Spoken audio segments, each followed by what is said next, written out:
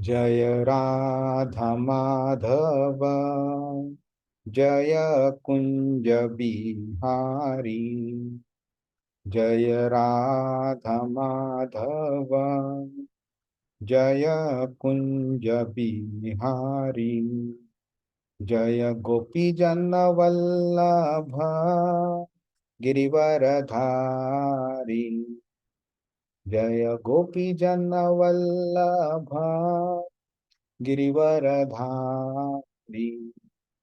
यशोदानंदन व्रज जन रंजन यशोदानंदन व्रज जन रंजन यमुना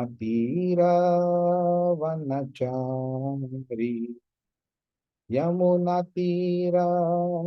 वनचारी जय राधा माधव जय कुंज बिहारी हरे कृष्णा कृष्णा कृष्णा हरे हरे हरे राम राम राम हरे हरे हरे कृष्णा कृष्णा कृष्णा हरे हरे हरे राम राम राम हरे हरे जय राधा श्याम सुंदर राधे जय कृष्ण बलराम जय कृष्ण बलराम जय गौरानिताय जय गौरानिताय जय जय प्रभुपाद जय श्रील प्रभुपाद हरिनाम संकीर्तन की जय श्रीमद् भागवतम की जय श्लोक की जय हरे Krishna thank you and welcome to this final class on the first canto of Srimad Bhagavatam. So we have reached a stage जैसे सुशील प्रभु ने लास्ट टाइम बताया था कि we started on September 21 which is 2 years and 2 months now, and it has taken us so much time to complete Bhagavatam, the first canto. So it is good to see that we have reached this stage at least. Still a long way to go, but I'm sure one day we will reach there. So anybody remembers what we did in the previous week? What was the main point of the last class?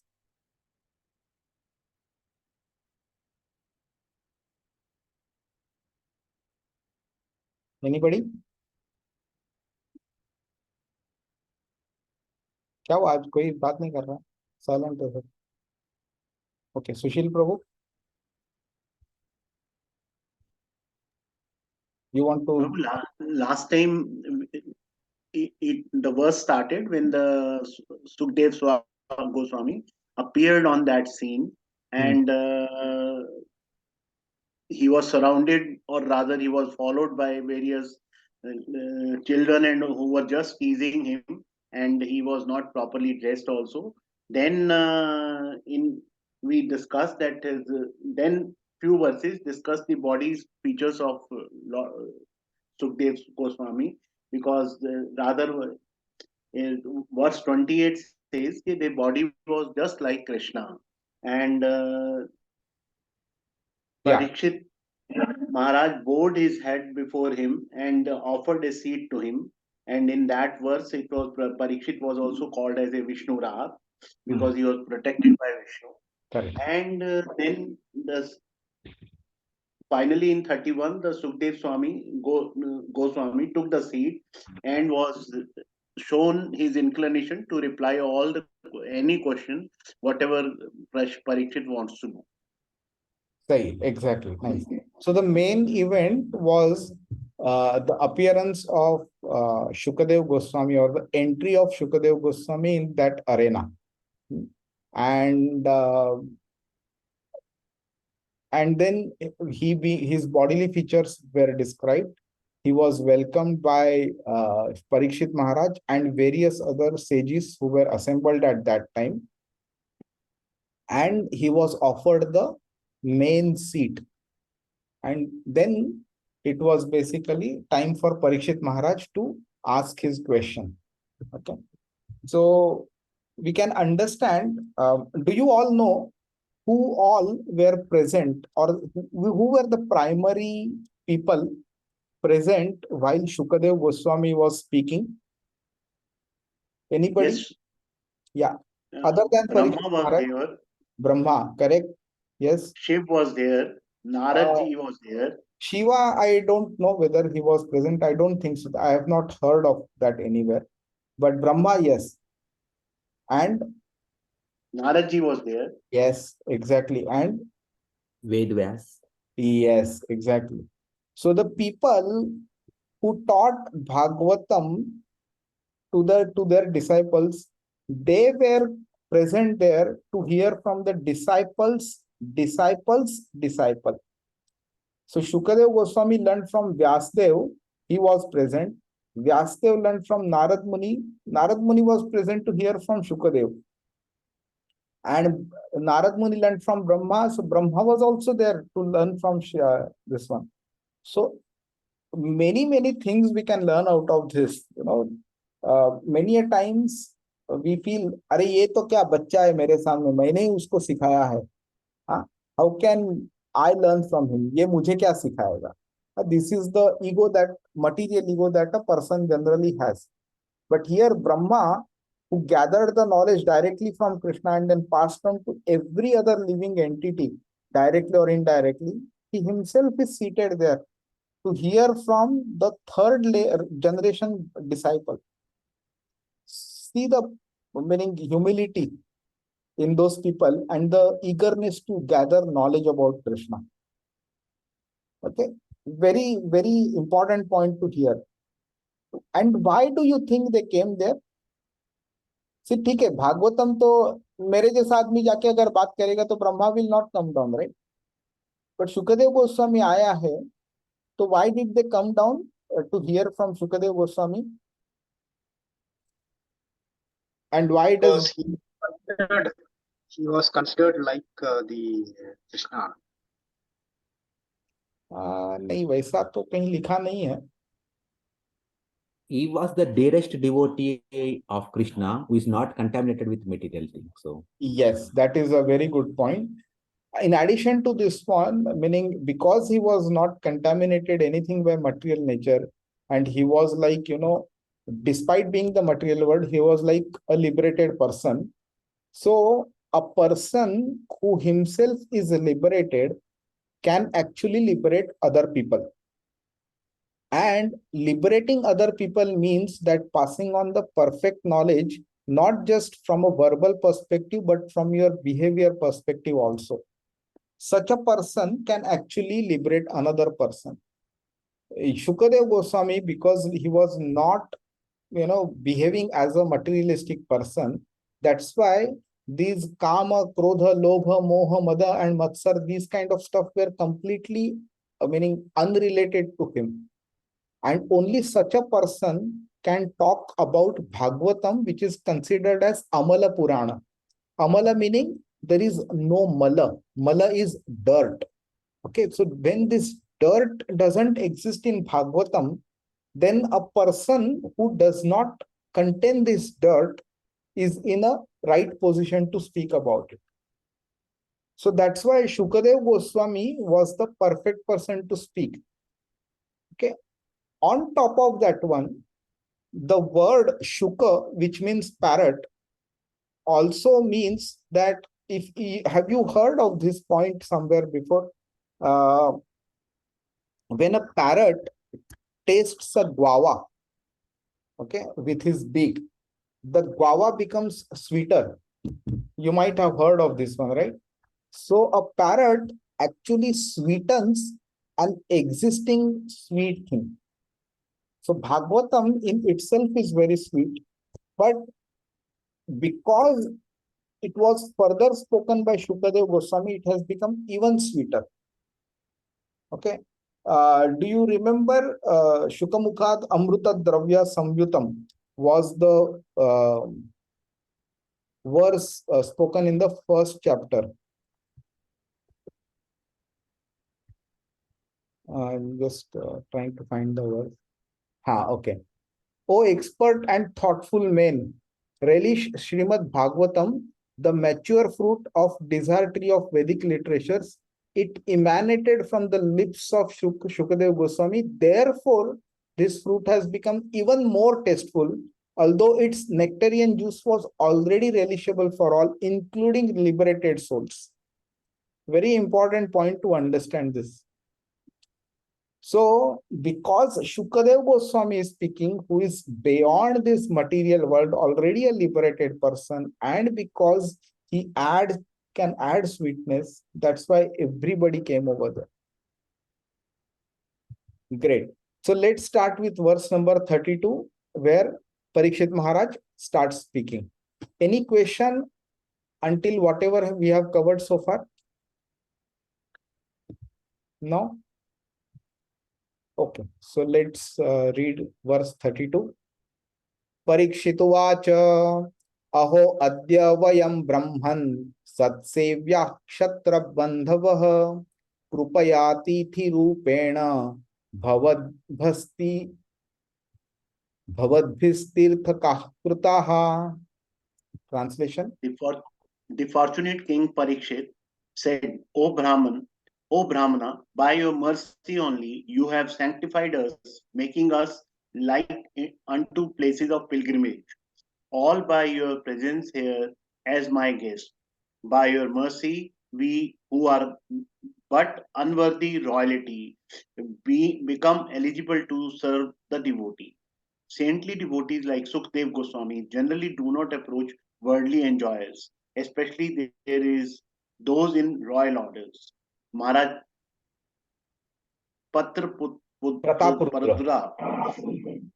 Prataputra was a follower of Lord Chaitanya, but when he wanted to see the Lord refused to see him because he was a king. For a devotee who desires to go back to Godhead, two things are strictly prohibited: worldly enjoyers and women. Therefore, devotees of the standard of Sukhdev Goswami are never interested in seeing kings. Maharaj Parikshit was, of course, a different case. He was a great devotee, although a king, and therefore Sukhdev Goswami came to see him in his last stage of life. Maharaj Parikshit, out of his devotional humility, felt himself an unworthy descendant of his great Kshatriya forefathers, although he was as great as his predecessors.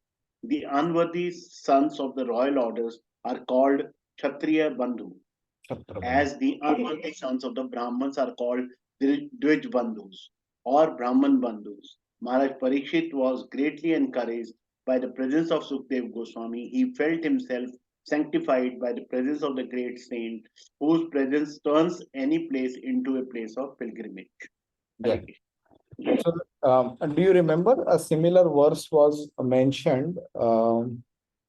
Tirthi Kurvanti Tirthani. I think it is there in the second canto. No, not in the first one. Yeah. So,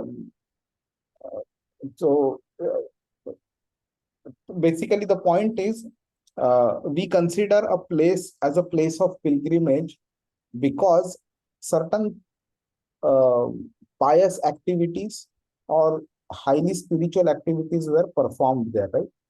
We consider Vrindavan, Mathura, Jagannath Puri, or Kedarnath, Badrinath as pious, or Rishikesh, Haridwar. These are like pilgrimage, places of pilgrimage. Why? Because some activity, Prayagraj and all that, because certain activities were performed on that one, and because of which any sinful nature of that place has been removed. But practically, and people want to visit these places of pilgrimage. They think that if I go over there, mere paap sab dhul jayenge.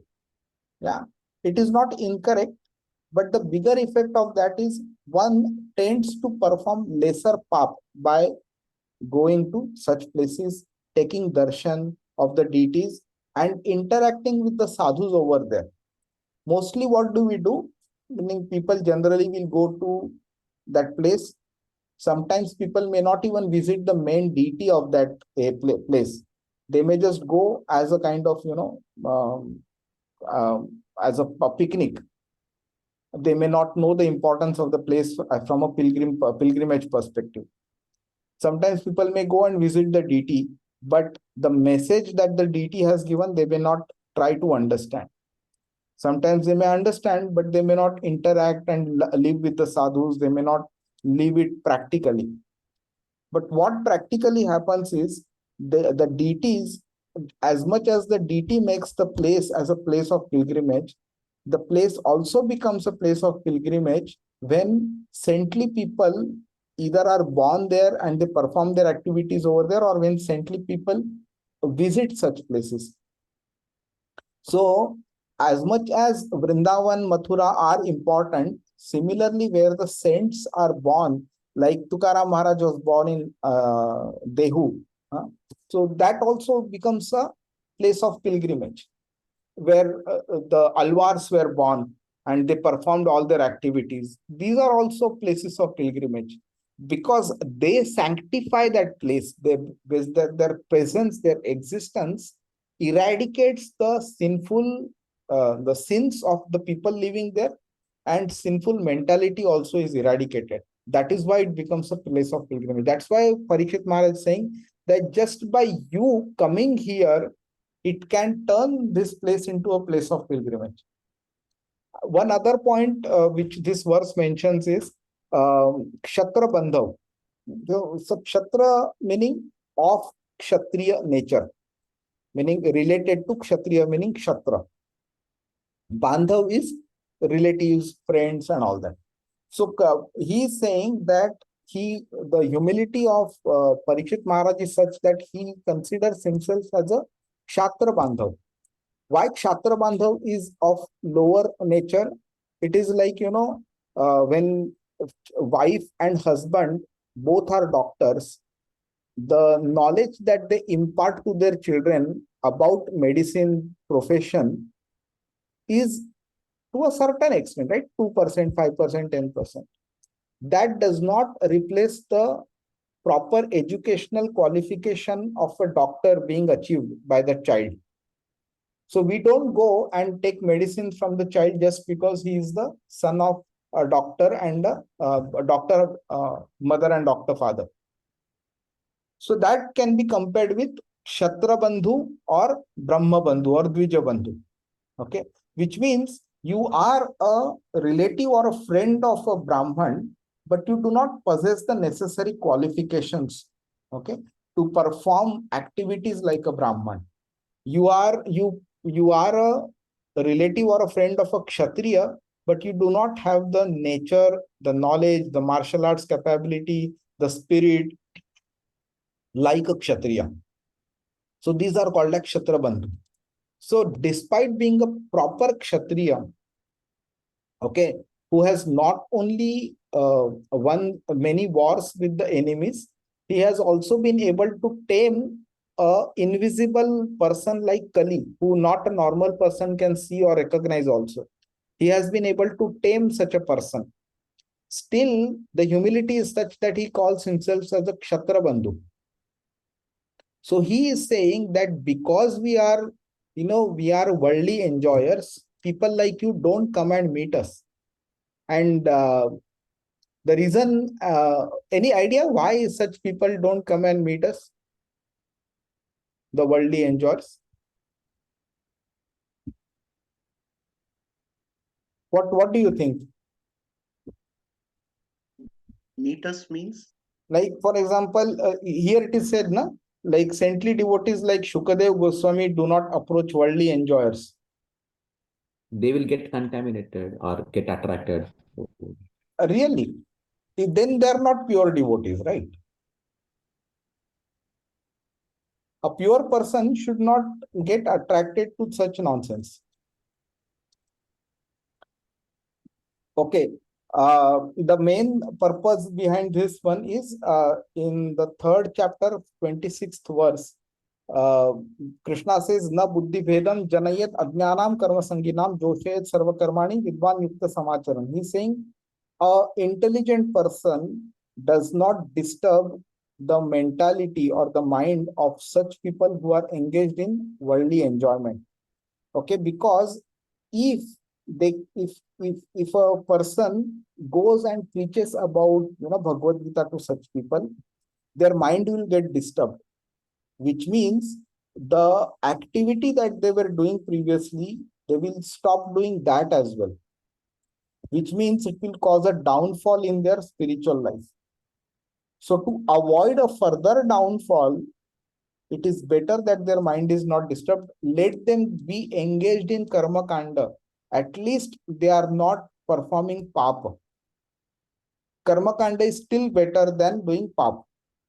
So he is saying that these people do not approach worldly orders. One of the main reason is the probability that they will change themselves, give up their material life and focus on spiritual life is very low.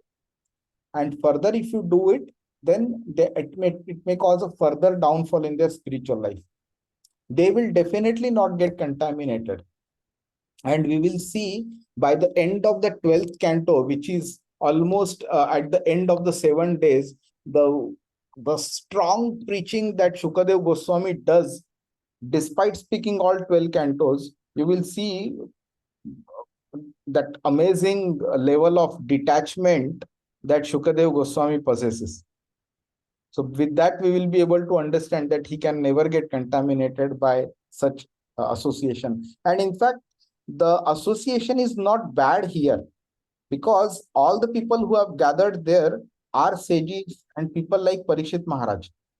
Okay, so there is no way he can get contaminated. Maharaj Prataprudra in the Chaitanya Charitamrita it is mentioned that he was a king of Orissa and he wanted to see the Lord, but Chaitanya Mahaprabhu did not give him permission. And for many, many days he was trying, but Chaitanya Mahaprabhu did not give him permission.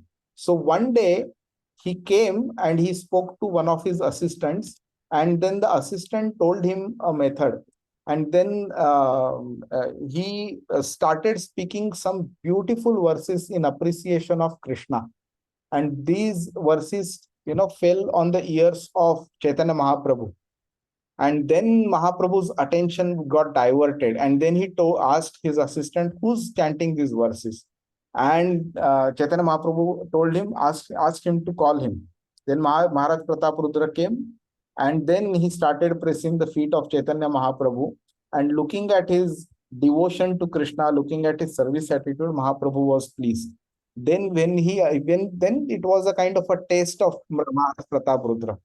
And then he was able to prove that he is, for the namesake, he is king, but he considers himself as a servant of Mahaprabhu, a servant of Jagannath. And when the Ratha Yatra, the procession of Jagannath, Baldev and Subhadra was taken out, Maharaj Prataprudra took a broom in his hand and he started cleaning the road on which the chariot was about to go. Okay, and that is where the pratha, if you notice in Jagannath Ratha Yatra, there are people who clean the street. Okay, meaning they are ahead of the chariot and they continuously clean the street so that the chariot can come over there. And this pratha, the pioneer of this pratha was Maharaj Prataprudra. Hare Krishna. Let's move on to text 33. Yesham samsmaranat पुंसान सद्य शुद्ध्यन्ति वैगृहाः किं पुनर्दर्शन स्पर्श पाद शौचासनादिभिः. Translation by Srila Prabhupada. Jai Srila Prabhupada. Simply by our remembering you, our houses become instantly sanctified. And what to speak of seeing you, touching you, washing your holy feet and offering you a seat in our home. Purport by Srila Prabhupada. The importance of holy holy places of pilgrimage is due to the presence of great sages and saints. It is said that sinful persons go to the holy places and leave their sins there to accumulate. But the presence of the great saints disinfects the accumulated sins, and thus the holy places continue to remain sanctified by the grace of the devotees and the saints present there.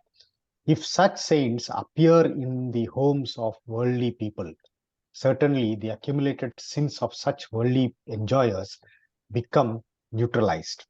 Therefore, the holy saints actually have no self-interest with the householders. The only aim of such saints is to sanctify the houses of the householders. And the householders, therefore, should feel grateful when such saints and sages appear at their doors.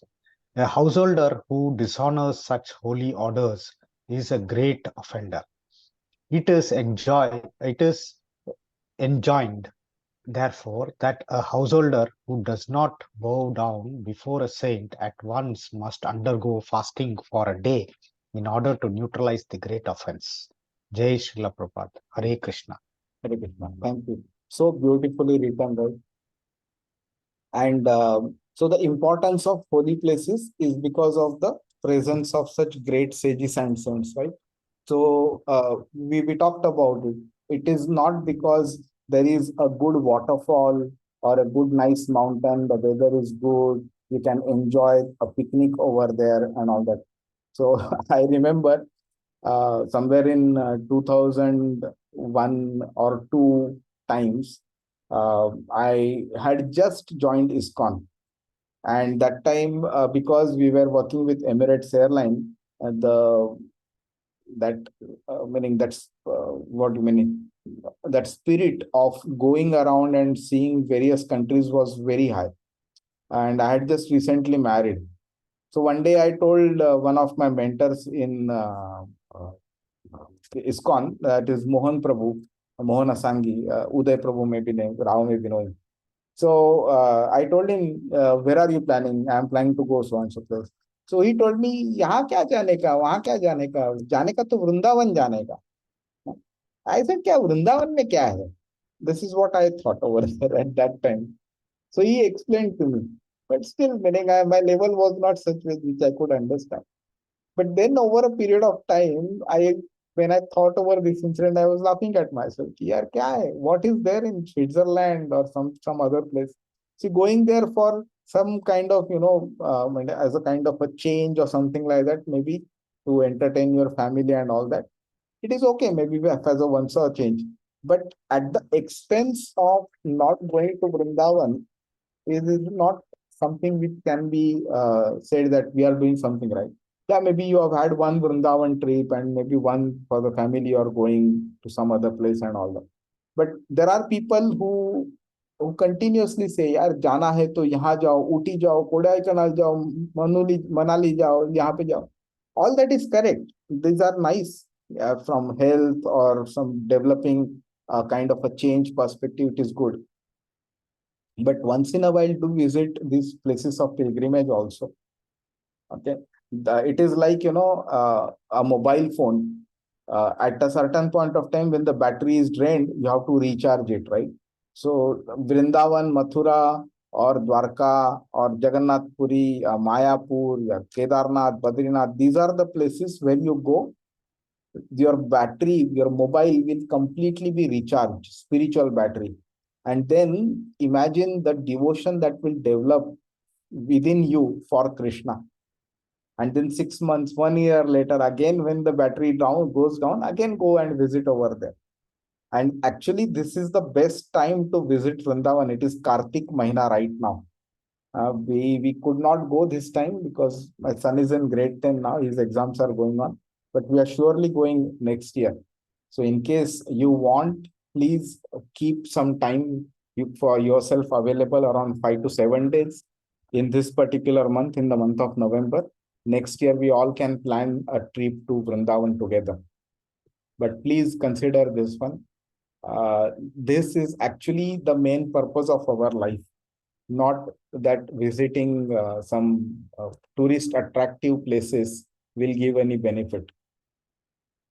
So Maharaj Parikshit is saying that the place of pilgrimage is a place of pilgrimage only because of people like you.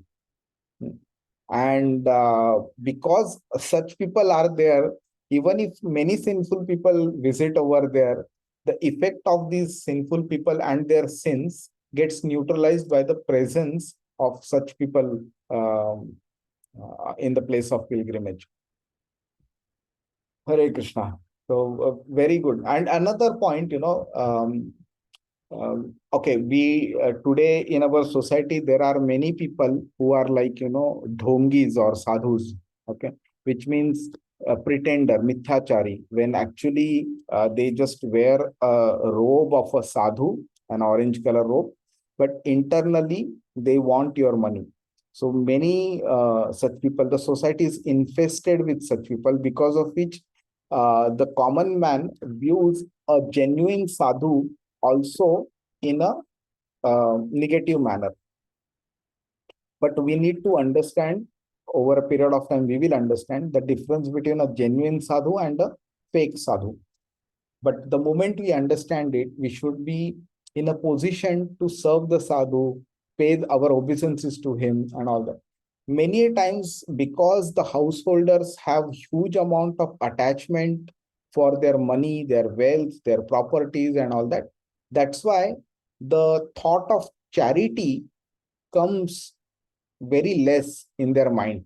And even if that comes, it would be in a kind of, they would either feel that they are forced to perform charity. So in a grudging manner, they will give charity. And even if they give that, the amount will be very small. So here we should understand that the sadhu has approached you not for any of his personal benefit. It is for purifying our mentality, our house, and eradicate our house and our place of these sinful effects. The sadhu enters our house. We should always think in this manner. Then only we will be in a better position to serve the sadhu well, give some charity to him, because he does not have any other means of livelihood. It is the householders who takes care of a brahmachari, vanaprastha and sannyasashrami. It is it is that this particular class of people who serve in terms of livelihood to every other class. So because of that one, it is very important for us to understand the fake sadhu from a real sadhu. Do this charity to the real sadhu without any self-interest, and which is how they also reciprocate to us. Hare Krishna. Okay, we'll move to verse 34.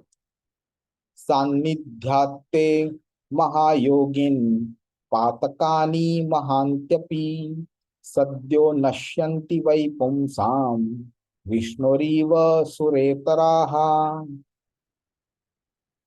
Hare Krishna. Translation. Just as the atheist cannot remain in the presence of the personality of Godhead, so also the invulnerable sins of a man are immediately vanquished in your presence. O saint, O great mystic. Purport. There are two classes of human beings, namely the atheist and the devotee of the Lord. The devotee of the Lord, because of manifesting godly qualities, is called demigod, whereas the atheist is called a demon.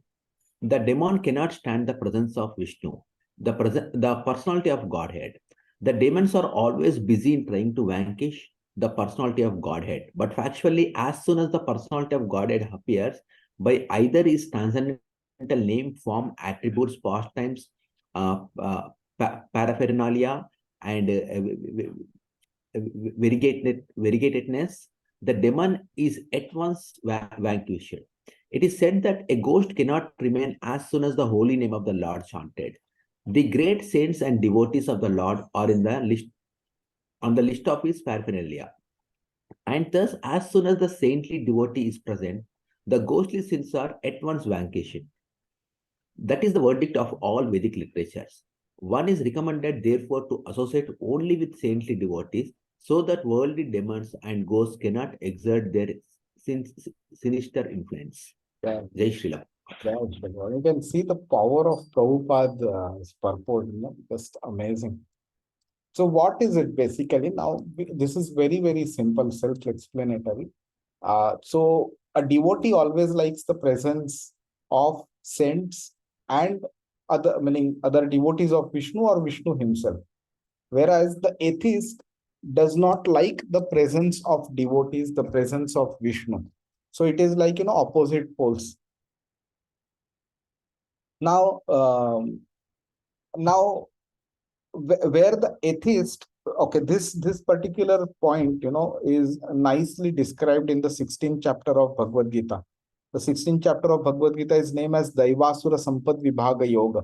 Daiva, Asura is a demon, Daiva is a devotee, and Sampad Vibhaga Yoga, meaning their characteristics and the division of their characteristics. That is explained. So why does a demon atheist not like Krishna or Vishnu, and why does a devotee like? That differentiation there, what are the characteristics of an atheist? So that is nicely described over there. The demons basically think that there is no God, or at the most they will think that, okay, God came, he created the world and he died. These are the thoughts that they have, and they would otherwise think that I am God myself. I have the power in my hand, I can do literally anything. So these are the thoughts that they generally have. So if they are put in a situation where they are told that, oh, you are not God, you do not have supreme power, the supreme wealth, the supreme fame, the supreme knowledge is not with you but with somebody else, then that ego gets hurt and they think that, oh, how come I'm not the supreme? No, I am the supreme, I am best. Okay. And then they start competing with the real God. And within that, then the enviousness develops. And with that, then they try to nullify the existence of the Lord, saying that God koi hai hi nahi, prove karo hai karke. So that is how they try to vanquish the Lord. Okay. But what happened is, as it is mentioned here, right? As the sun appears, immediately all the moisture on earth, or at least on that area where the sun has its effect, that gets removed. What happens practically? Because the heat of the sun cannot be borne by the moisture. It cannot withstand it. So similarly, when God appears, either in his personal form or in the form of his holy name or his pastimes or whatever it is, the effect is still the same.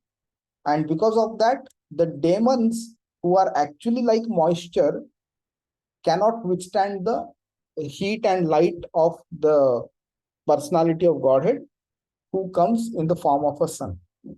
So similarly, we can also look at the power of the holy name. So we would have seen, right, in various places, when ghosts appear either in the body of somebody or in the area, the various mantras are chanted over there, and because of which the ghost goes away. That is the power of the mantra itself.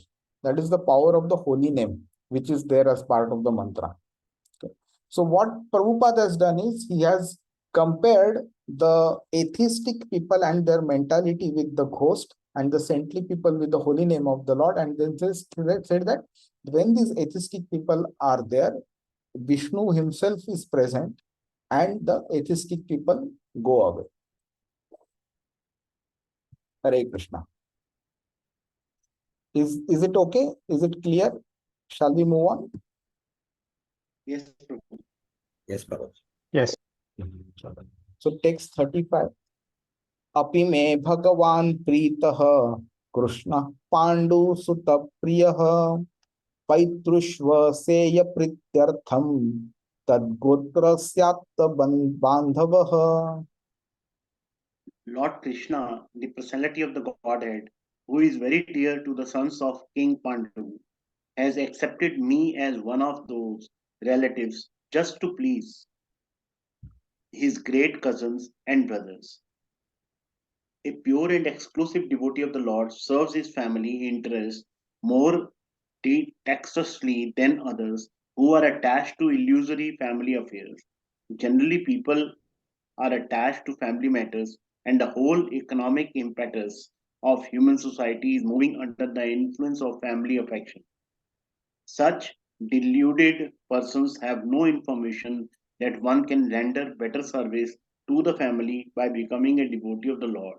The Lord gives special protection to the family members and descendants of a devotee, even though such members are themselves non devotees.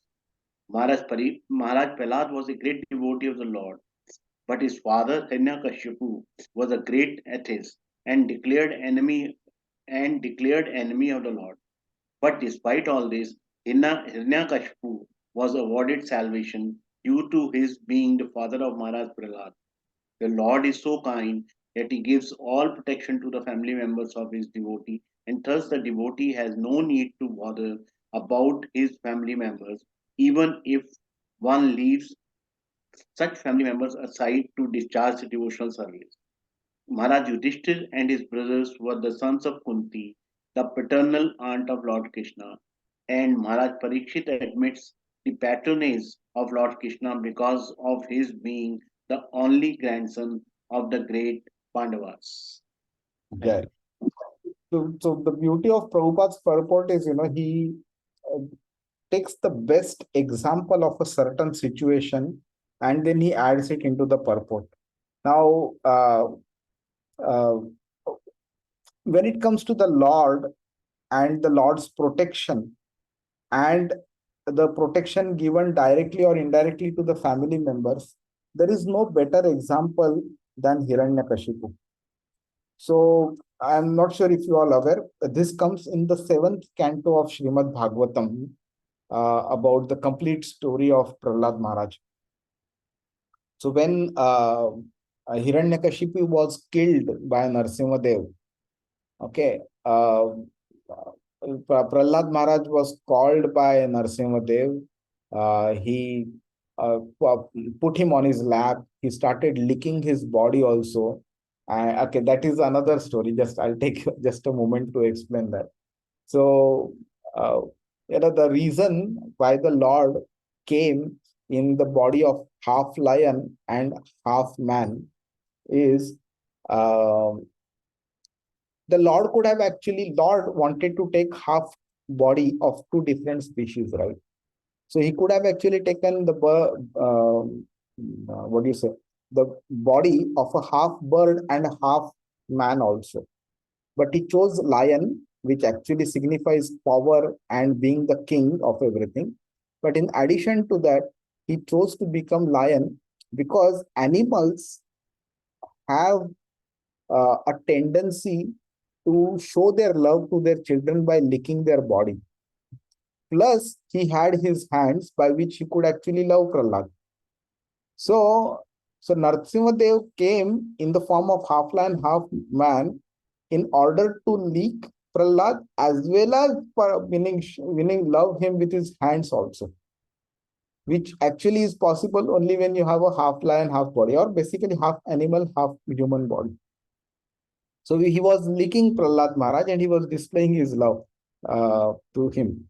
And then out of love, he asked him, uh, what do you want? Ask something from me.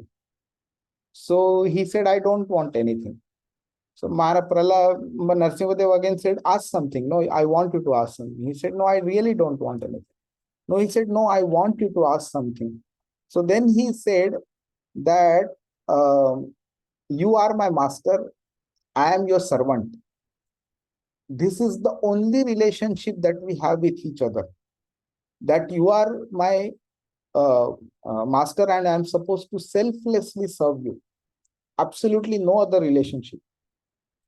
So please don't entice me in asking something, okay, and making me feel that I am the master of what I have. I literally don't have anything. I don't want to possess anything. This is what he said.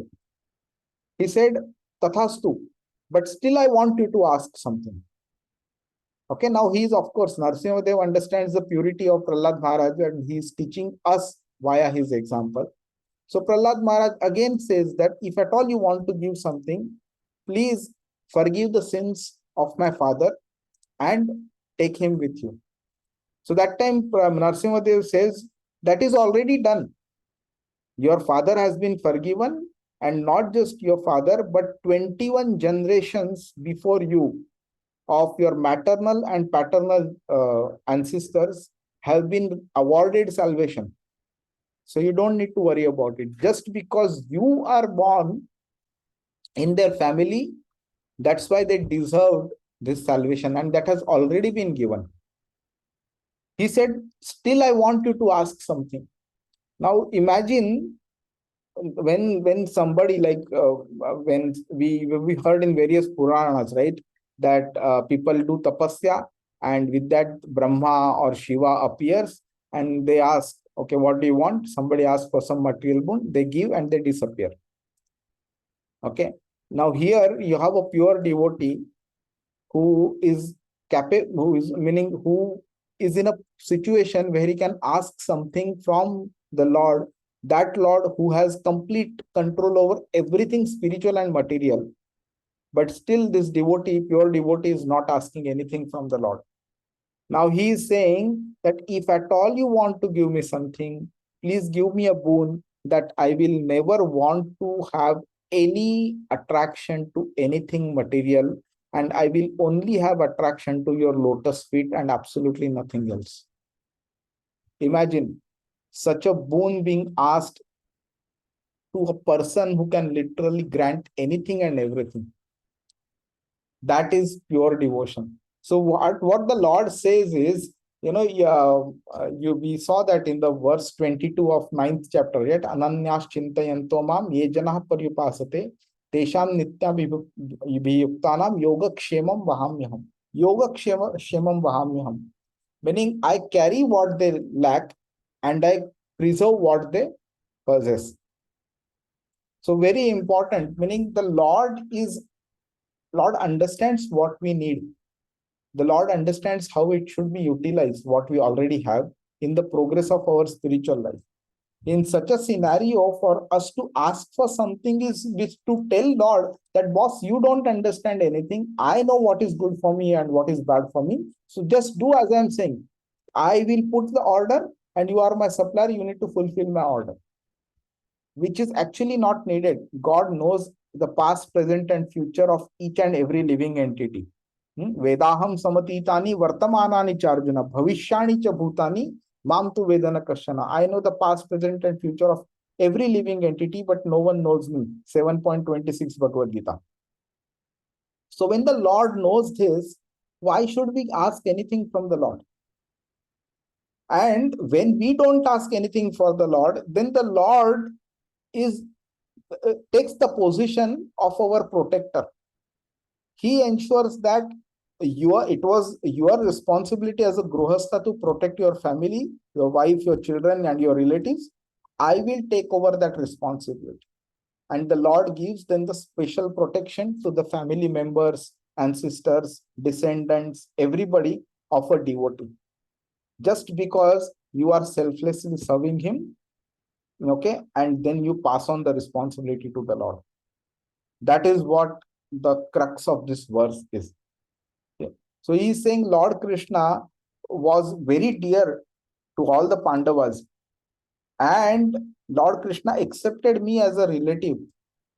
So great fortunate I am that I have got this opportunity to come in the descendancy of Lord Krishna, and I am here now in front of you. Hare Krishna. Okay, let's move on to verse 36. We have 5 more verses to cover.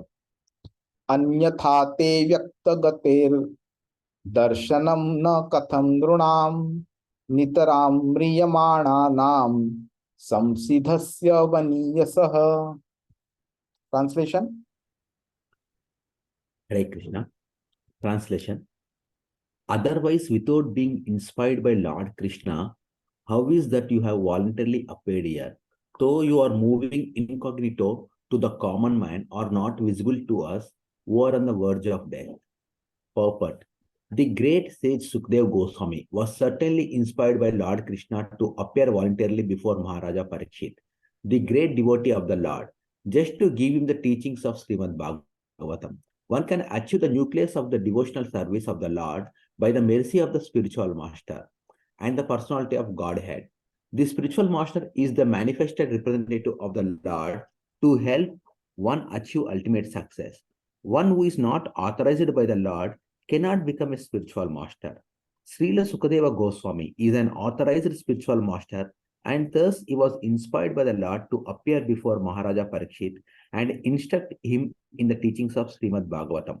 One can achieve the ultimate success of going back to Godhead if he is favored by the Lord sending his true representative.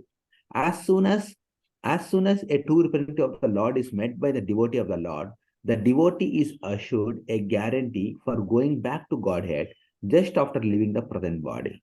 This, however, depends on the sincerity of the devotee himself. The Lord is seated in the heart of all living beings, and thus he knows very well the movements of all individual persons. As soon as the Lord finds particular soul is very eager to go back to Godhead, the Lord at once sends his bona fide representative. The sincere devotee is thus assured by the Lord of going back to Godhead.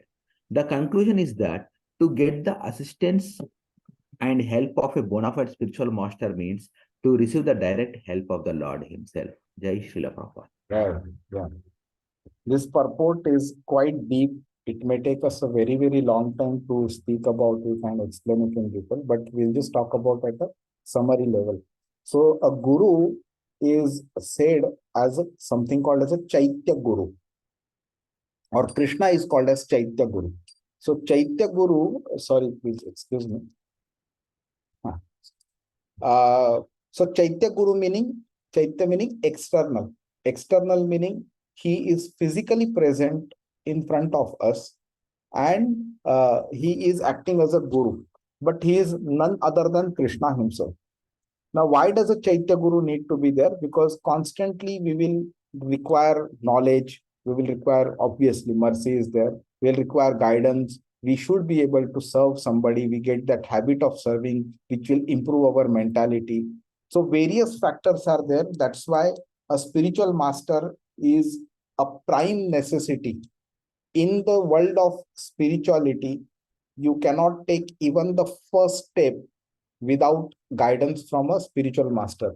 Now, spiritual masters can be of two types. One is a Shiksha Guru and one is a Diksha Guru. One can have many Shiksha Gurus. Everybody who teaches us something is our Shiksha Guru. But there is only one Diksha Guru who initiates us into the Sampradaya by giving us Mantra Diksha or Harinam Diksha or Gayatri Diksha. Now, Shiksha Guru is the one who actually helps us enter into the world of spiritual knowledge or Krishna.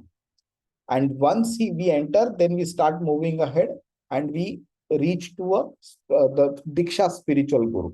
And then he takes us forward into the path towards Krishna. What Prabhupada is writing here is that none of this is possible without the help of Krishna. If Krishna wants, okay, he can put us in such a situation where we will not even be able to hear the name of Krishna at all for hundreds of years.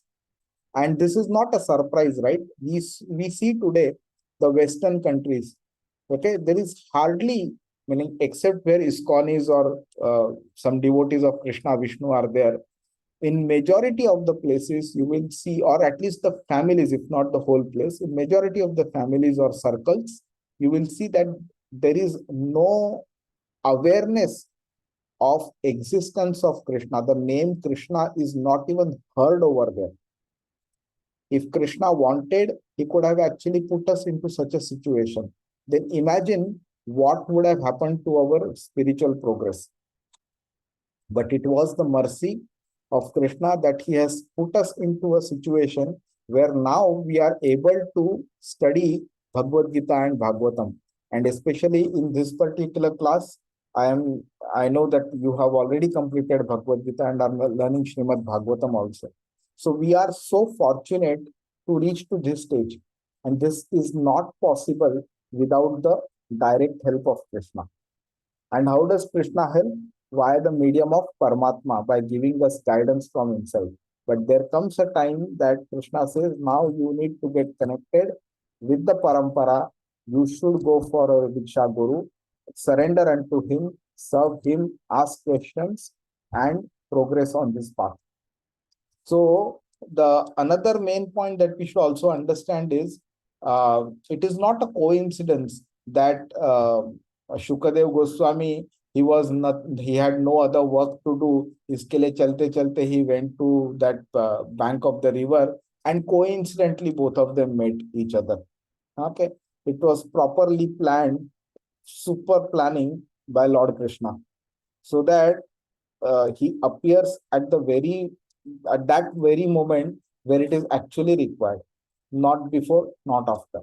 Had Shukadev Goswami met Parikshit Maharaj before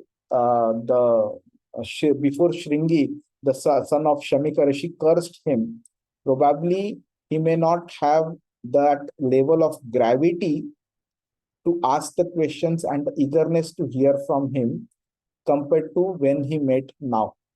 So all that has been strung together very well by Lord Krishna so nicely that everything is coming to the place and to the time and with the right frame of mind, so that Shukadev Goswami can speak Srimad Bhagavatam. So in a practical sense, if you look at it, Bhagavatam starts from first canto, because Sutta Goswami and the sages of Naimisharanya, Shauna Krushi and others, they have started speaking.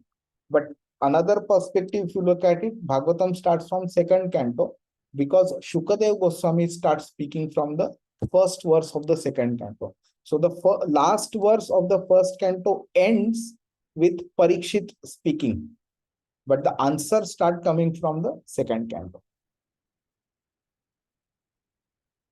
Hare Krishna. Atah pruchhami samsiddhim yoginam paramam gurum purushasyeha kayat karyam mriyamanasya sarvatha. Anybody? Translation by Srila Prabhupada. Jai Srila Prabhupada. Yes. You are the spiritual master of great saints and devotees. I am therefore begging you to show the way of perfection for all persons, and especially for one who is about to die. Purport by Srila Prabhupada. Jai Srila Prabhupada. Yes. Unless one is perfectly anxious to inquire about the way of perfection, there is no necessity of approaching a spiritual master. A spiritual master is not a kind of decoration for a householder. Generally, a fashionable materialist engages a so-called spiritual master without any profit.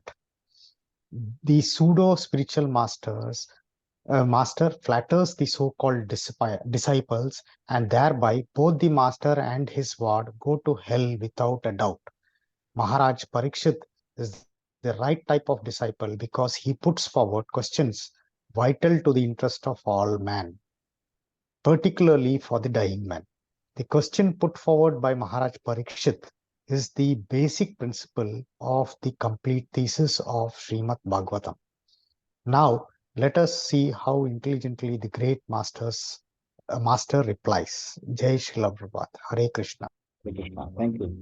So this is such an important point, wherein having the guru is considered to be a kind of a fashion. And why do you think guru is being considered as a fashion? What is the main reason behind it? Anybody?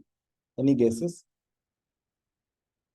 I think people see some famous people following, and then they try to follow.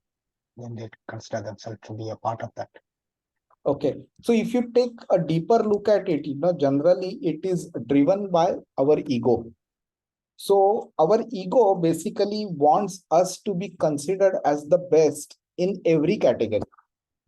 So now if you take uh, people who drink liquor and they are in the company of such people, then the ego is to basically drink more than others or be considered as the very strong and best drunkard.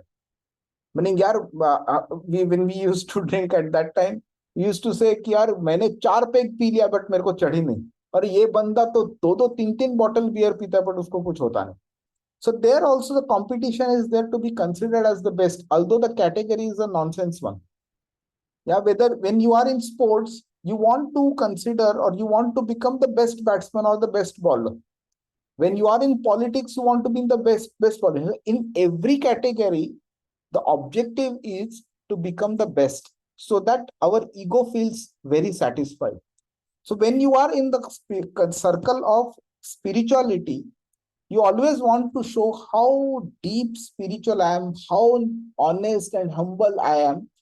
तो उसमें ऐसा लगता है कि having a guru means, because majority of the people do not have a guru, if I have a guru or if I keep a guru, I'm using the word keep purposely, if I keep a guru, I will be considered as the better among the rest. And इसके लिए people want a guru, and Prabhupada rightly mentions it is shown as if it's a decoration. तो मेरा भी एक गुरु है. हाँ, गुरु कौन है तुम्हारा? गुरु ने जो सिखाया है, have you practiced it? Is the guru himself practicing it? Has he learnt the scriptures? Is he in a right position to teach you? Has he controlled his, say, kama, krodha, lobha, moha, mada, matsar? Has he done that? And if at all he is the right guru, are you the right disciple? Are you interested in having a guru just for the sake of some material benefits, or you are actually interested in walking towards Krishna? So that's where this line can be drawn of, firstly, you need to have a right guru and you yourself need to be the right disciple in order to move onwards towards Krishna. And that is where Prabhupada is saying that Maharaj Parikshit is the perfect disciple and Shukadev Goswami is the perfect guru, and both, are exemplary because they display those characteristics. And these characteristics are that the guru is completely uninterested in material aspects, and the disciple is also interested only in serving the guru, asking the right questions and following and applying the instructions of the guru in his life. And that's why Parikshit Maharaj also, he doesn't consider himself as the main reason which he want to ask a question. He is asking a question which will be beneficial for the whole humanity, and especially people who are, on the process of dying very quickly. So Shukadev Goswami, as far as I know, does not speak a single verse. Okay, yeah, in the remaining 3 verses, he first speaks only in the first canto, second canto, first chapter, first verse. Okay, let's read this verse. Yat shrotavyam atho japyam yat kartavyam nrubhi prabho smartavyam bhajaniyam va bruhi yadva viparyayam. Please let me know what a man should hear, chant, remember, and worship, and also what he should not do. Please explain all this to me. Jai. So there are certain verses in Srimad Bhagavatam where there is no purport. This is one of them. And I believe there are few in Bhagavad Gita also where there is no purport. And the reason for that is either the translation is very, very simple, self-explanatory, or the crux of that verse and the subsequent verse is put together in the subsequent purport. So we'll just go ahead and then we'll talk about it again. Nunam bhagavato brahman gruheshu gruha medhinam na lakshate hyavasthanam api godohanam kvachit. O powerful Brahmana, it is said that you hardly stay in the houses of men long enough to milk a cow. Saints and sages in the renounced order of life go to the houses of the householders at the time they milk the cows early in the morning and ask some quantity of milk for subsistence. A pound of milk flesh, a pound of milk fresh from the milk bag of a cow is sufficient to feed an adult with all vitamin values, and therefore saints and sages live only on milk. Even the poorest of the householders keep at least 10 cows, each delivering 12 to 20 quarts of milk, and therefore no one hesitates to spare a few pounds of milk for the maintenance. It is the duty of the householders to maintain the saints and sages like the children. So a saint like Sukdev Goswami would hardly stay at the house of a householder for more than 5 minutes in the morning. In other words, such saints are very rarely seen in the houses of the householders, and Maharaj Parikshit therefore prayed for him to instruct him as soon as possible. The householders also should be intelligent enough to get some transcendental information from visiting sages. The householder should not foolishly ask a saint to deliver what is available in the market. That should be the reciprocal relation between the saints and the householder. Right. So now, in the previous verse, what has happened is he is asking a question and he is now further elaborating it to what should a man do. Okay. Now you will see the level of questions of Parikshit Maharaj gradually increasing, because when you see the replies coming from Shukadev Goswami, you will understand that Shukadev Goswami is happy with the questions, but he expects even a serious higher level question. You will see that. Now, here, one of the point is basically that uh, why do the Brahmanas or the saintly people do not stay for more than the duration which is long enough to milk a cow? The reason being, uh, there is a chance of familiarity breeding contempt. So because of which a family member should not consider a saintly person as ordinary. On top of that one, a saintly person wouldn't want to get entangled by looking at the family affairs of a householder. So, and also because they are already highly detached, that's why they are staying there. In case during that time the family can provide him some milk or some foodstuffs, he takes it. If he doesn't get it, he does not ask for anything, he moves on to the next house. It is said in Shastra that